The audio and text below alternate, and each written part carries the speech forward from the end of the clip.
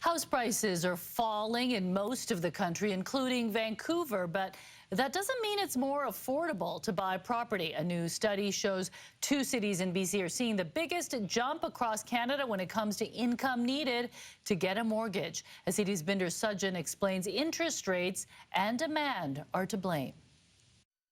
If you're looking to fork out cash for a home in Vancouver or Victoria, you may need a forklift instead. Interest rates have gone up a lot, meaning you need a lot more income to qualify and afford the average home in both Victoria and Vancouver. RateHub.ca compared real estate data from January of last year to this year.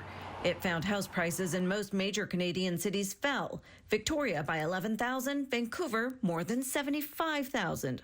Home values are lower than their peak last year, but they are way up over, say, 5 years ago. The amount you need to afford the same home jumped the most in BC in that year. You now need to make upwards of 20 grand more. There was talk of a rate cut late this year, but with inflation data coming out this week, that seems less likely now. 100,000 people moved here in each of the last 2 years, and BC needs more immigration to help fill job shortages, which means more demand. We're dramatically increasing the amount of units coming online, and we're going to need more of it. The NDP campaigned on housing affordability, and this spring promises to release an updated strategy focused on things like faster permitting. I also met with the federal minister to say to them that we need to tie immigration to both housing affordability targets, but also housing starts. They're correctly acknowledging we're way too slow in government. We're not getting the permits out quick enough. So what's the NDP answer?